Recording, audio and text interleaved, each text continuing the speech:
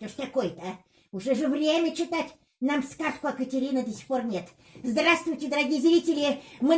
Катя, ну что такое? Здравствуй, Клёпочка. Здравствуйте, Апа. Здравствуйте, ребята. Простите, немножечко задержалась. Я искала для вас интересную сказку. Нашла? Нашла для вас японскую сказку. Хочешь Да, послушать? конечно. Давайте, мне она очень понравилась. Давай. Называется «Страшный зверь Кап-Кап».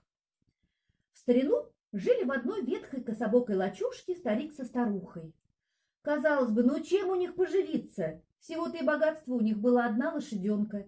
Да и ту надумал вор со двора свести.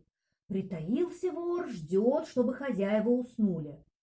А на дворе стояла осенняя ненастье. Дождь лил проливной, а крыша лачуги вся прохудилась. То тут послышится кап-кап-кап, то там струйка побежит.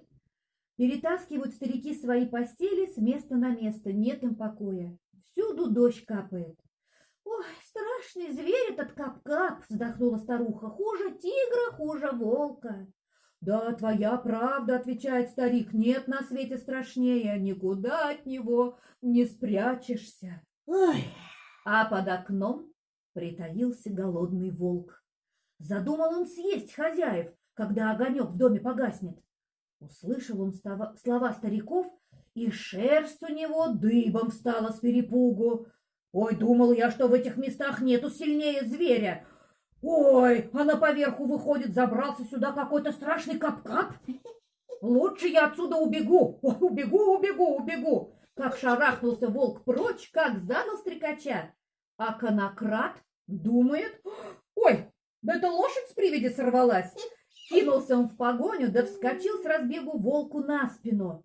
Тут волк совсем ополоумел. «Ой, пропал я! Ой, попался я не в капкан, а схватил меня злой страшный зверь Кап-Кап!»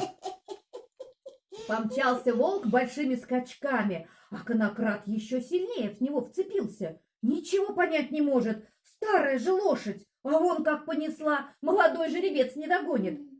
Бежит волк с конокрадом на спине, а тем временем стало светать. Заметила их с дерева обезьяна. «Ой, что-то я вижу! Человек верхом на волке! Ой, потеха! Ха-ха-ха!» Тут и конокрад приметил-то, на ком он сидит. Скатился он с волка и полетел кубарем в волчью яму. Хорошо еще, что шею себе не сломал. Сидит он в волчьей яме и размышляет, как оттуда выбраться. А обезьяна говорит волку: «Ну, волк, дивлюсь я на тебя! Как это ты позволил человеку себя оседлать?»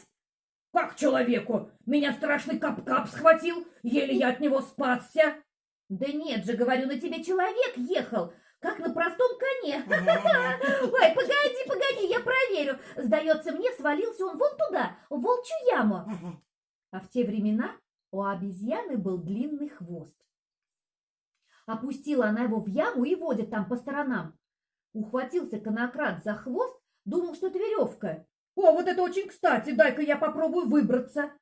А обезьяна как завопила: «Ой, волк, там и вправду страшный зверь, Кап-Кап! Он схватил меня за хвост!»